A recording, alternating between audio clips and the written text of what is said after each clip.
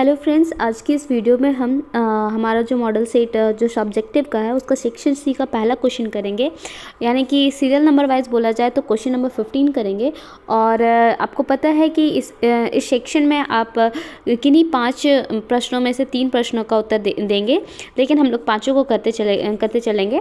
तो देखिए, पहला जो क्वेश्चन में जो है हमारा सेक्शन सी का पहला क्वेश्चन है वो है state Gauss's law in electrostatics. जिसने भी पढ़ाई अच्छे से करी है आपको गॉसेस लॉ बिल्कुल पढ़ाया गया होगा, इसमें कोई डाउट ही नहीं है। तो सबसे पहले स्टेटमेंट ऑफ गॉसेस लॉ का आपको पूछ रहा है और साथ ही साथ उसको इसमें बहुत सारे एक्सप्रेशंस आते हैं, ठीक है। तो इसमें कौन सा पूछा है तो आप यहाँ देख सकते हैं कि using the law derive an expression for electric field during uniformly charge infinite plane sheet. Okay, तो प्लेन सीट पे आपको निकालना है इलेक्ट्रिक फील्ड, ठीक है। तो चलिए हम लोग देखते हैं कि इसका आंसर पूरी कैसे होगा, हम लोग को कितना लिमिट में लिखना है और किस तरीके से इसका एक्सप्रेशन हम लोग इलेक्ट्रिक फील्ड का फाइंड करेंगे। इलेक्ट्रिक फील्ड का जो भी एक्सप्रेशन आएगा एक इनफाइनाइट प्लेन शीट पे, तो उस तरीके से हम लोग निकालेंगे। और सबसे पहले हम लोग स्टेटमेंट देख लेते हैं, ठीक है। तो देखिए दोस्तों, सबसे पहले हम लोग स्टेटमेंट देख लेते हैं। स्टेटमेंट कुछ ऐसा है, यहाँ मैंने ऊपर में क्वेश्चंस लिखा हुआ था। अब देखिए यहाँ पे क्या है, स्टेटमेंट में मैंने लिखा है the surface integration.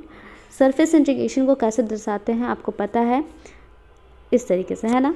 The surface integration of electric field, the surface integration of electric field over a closed surface और गॉसियन सरफेस। आपको गॉसेस थ्योरम पढ़ाने से पहले आपको गॉसियन सरफेस बताया गया होगा। गॉसियन सरफेस का एक खासियत है कि वो एक क्लोज लूप में होता है, ठीक है। तो ये इस तरीके का एक क्लोज लूप होगा, तो जैसे कि या क्लोज सरफेस से भी हम इसको बोल सकते हैं, ठीक है। तो यहाँ पे मैंने लिखा है कि सरफेस इंटीग्रेशन किसका, क्लोज सरफेस का या फिर गॉसियन सरफेस का, बात एक ही है। इज इक्वल टू, तो किसका हो रहा है, तो इलेक्ट्रिक फील्ड का सरफेस इंटीग्रेशन हो रहा है विथ दी, सपोज मान के चलिए कि ये आपका पूरा सरफेस का जो एस मानते हैं, तो छोटा सा स्मॉल अमाउंट ऑफ आपका जो सरफेस मानेंगे तो ये क्या हो जाएगा, ds, ठीक है। तो चूँकि इंटीग्रेशन करते हैं तो ds के फॉर्म पे लेते हैं, तो E डॉट ds, ठीक है, is equal to 1/ε0 times 1/ε0 times का मतलब क्या होता है दोस्तों, गुना, आपको पता है। और the net charge enclosed within the Gaussian surface, इस गॉसियन सरफेस पे जितना चार्ज इनक्लोज्ड है, तो सपोज Q चार्ज इनक्लोज्ड है तो Q, ठीक है। तो इस तरीके से आप सबसे पहले तो एक्सप्रेशन समझ लीजिए। अगर एक्सप्रेशन आपको याद है तो आपको स्टेटमेंट याद करने में बिल्कुल भी कोई भी कठिनाई नहीं होगी। देखिए यहाँ पर जैसे कि मैंने लिखा है E dot ds equals to क्या है, 1/ε0 टाइम्स इंटू चार्ज। तो यहाँ पे इससे क्या पता चलता है, स्टेटमेंट क्या कहता है कि सरफेस इंटीग्रेशन, यहाँ पे देखिए मैंने बताया कि सरफेस इंटीग्रेशन किसका हो रहा है, इलेक्ट्रिक फील्ड का, है ना। इक्वल्स टू 1/ε0 टाइम्स का मतलब होता है इंटू, और उस गॉसियन सरफेस के अंदर जितना चार्ज है उसका गुना, ठीक है। तो यहाँ पे स्टेटमेंट कुछ इस तरीके से आता है, the surface integration of electric field over a closed surface और Gaussian surface is equal to 1/ε0 times ε0 times of the net charge enclosed within the Gaussian surface, ठीक है। अगर ये स्टेटमेंट आपको याद करने में दिक्कत होती है तो आप सिंपली आप इसका एक्सप्रेशन याद रखिए और इस एक्सप्रेशन से अपने वर्ड में आप इसको लिख सकते हैं। ये देखिए आप क्या कर रहे हैं, तो सरफेस इंटीग्रेशन कर रहे हैं, किसका कर रहे हैं, इलेक्ट्रिक फील्ड का कर रहे हैं, ठीक है। तो किस सरफेस में कर रहे हैं, तो गॉसियन सरफेस में कर रहे हैं, इसीलिए हम लोग यहाँ पे ds दिए हैं फॉर स्मॉल एरिया, ठीक है। और इक्वल्स टू क्या आता है, तो 1/ε0 टाइम्स, यानी कि दोनों का गुना में आता है, जो जितना उस सरफेस के अंदर चार्ज है उसका कितना गुना, तो 1/ε0 टाइम्स, ठीक है। अगर ये एक्सप्रेशन याद करते हैं तो आपको स्टेटमेंट याद होता है, या वाइस वर्सा, अगर आपको स्टेटमेंट याद है तो ये याद हो सकता है। दोनों तरीके से सही है, ठीक है। अब देखिए एक्सप्रेशन आपका जो एग्ज़ाम में मॉडल प्रश्न पत्र में जो पूछा गया उसके अकॉर्डिंग हम लोग यहाँ पे बात करेंगे। क्या बोला गया था वहाँ पे कि इलेक्ट्रिक फील्ड निकालना है, क्या निकालना है, electric field due to an infinite long uniformly charge plane sheet, ठीक है। इनफाइनाइट लॉन्ग तो अब हम लोग एक सीट पे नहीं दिखा सकते, लेकिन अभी फ़िलहाल हम लोग यहाँ क्या कर रहे हैं कि एक प्लेन शीट दिखा रहे हैं जो कि यूनिफॉर्मली चार्ज आपको दिख रहा है, जैसे कि हमने यहाँ पे यूनिफॉर्मली चार्ज कर रखा है, ठीक है। अब यहाँ पे इस प्लेन शीट पे यहाँ पे एक गॉसियन सरफेस कंसीडर करेंगे और यहाँ पे हम लोग इलेक्ट्रिक फील्ड का एक्सप्रेशन निकालेंगे, ठीक है। आपको पता होगा कि जब भी हम लोग चार्ज की बात करते हैं और विथ सरफेस यानी एरिया की बात करते हैं, तो चार्ज बाय एरिया जो होता है वो हम लोग जानते हैं कि उसको सरफेस चार्ज डेंसिटी बोलते हैं ना दोस्तों।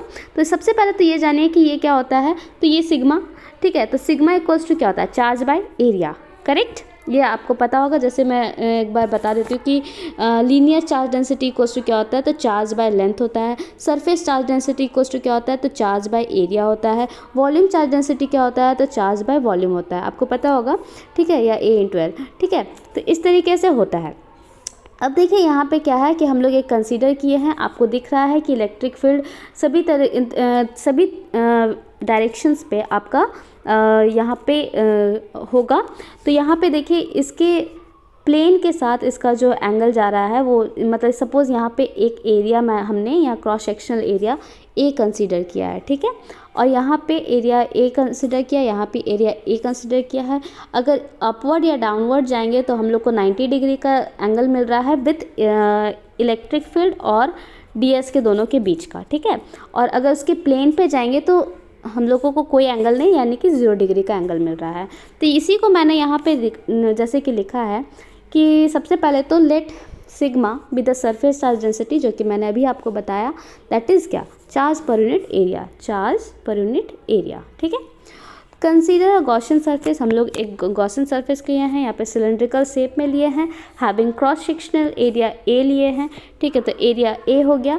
Charge enclose the Gaussian surface, तो आप देखिए यहाँ ध्यान दीजिएगा, अगर sigma equals to charge by area होता है ना, तो अगर हमको चार्ज चाहिए तो क्या होगा, सिग्मा इंटू एरिया होगा ना, ये देखिए है।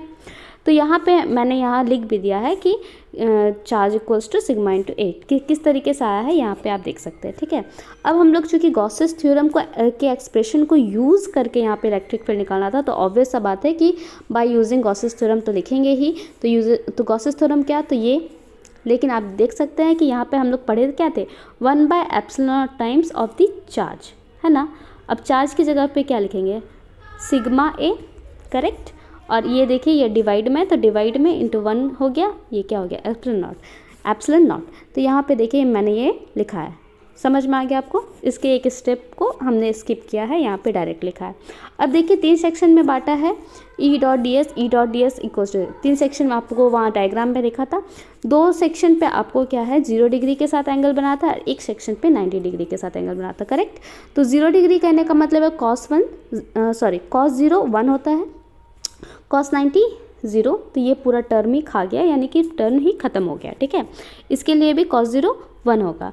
तो चूंकि इलेक्ट्रिक फील्ड हम लोग को पता है, इंटीग्रेशन करते हैं तो सबसे पहले कांस्टेंट टर्म को क्या करते हैं, बाहर निकालते हैं, करेक्ट। तो यहाँ पे हम लोग इलेक्ट्रिक फील्ड को बाहर निकालते हुए चले हैं। अब देखिए cos 0 डिग्री कितना होता है, 1, तो यहाँ पे भी 0।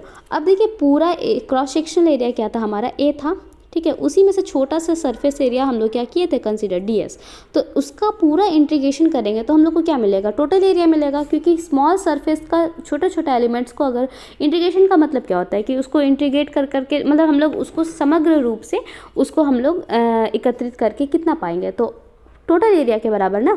तो इसलिए हम लोग यहाँ पे एरिया इंटीग्रेशन के फॉर्म पे A लिखे हैं, यहाँ पे भी A लिखे हैं। अब आप देख सकते हैं कि EA हम लोग को 2 बार आ रहा है, तो यानी कि यहाँ पे क्या हो गया, 2EA। अब यहाँ पे हम लोग का आगे में इस साइड यानी कि RHS पे हमारा क्या चल रहा था, तो सिग्मा A/ε0 चल रहा था। A आपका यहाँ पे देखिए कैंसिल हो रहा है, तो यानी कि E का वैल्यू यहाँ पे क्या आ गया, तो सिग्मा और 2 को नीचे करेंगे 2/ε0। यही जो है वो आपका इलेक्ट्रिक फील्ड का एक्सप्रेशन है due to infinite long uniformly charge plane sheet by using Gaussian surface या गॉसेस थ्योरम। अब देखिए यहाँ पे जैसे कि बस हम लोग एक फॉर्मेलिटी के तौर पे लिखते हैं कि इट इज़ या फिर the given the above experiment, या फिर एक्सपेरिमेंट नहीं expression, the above expression is the this, या फिर ऐसे लिखते हैं E इक्वल्स टू, जैसे कि मैंने यहाँ पे लिखा है simply, is the expression for the electric field due to uniformly charge infinite plane sheet, है ना, बाय यूजिंग गॉसेस थ्योरम, क्योंकि हमने गॉसेस थ्योरम को यूज़ किया है। और इस तरीके से हमारा ये जो सेक्शन सी का जो क्वेश्चन है हमारा कंप्लीट हो जाता है। ठीक है, तो इतना आप लिखोगे तो ये एक इनफ और एक परफेक्ट आंसर और सटीक आंसर हो गया। ठीक है दोस्तों, थैंक यू।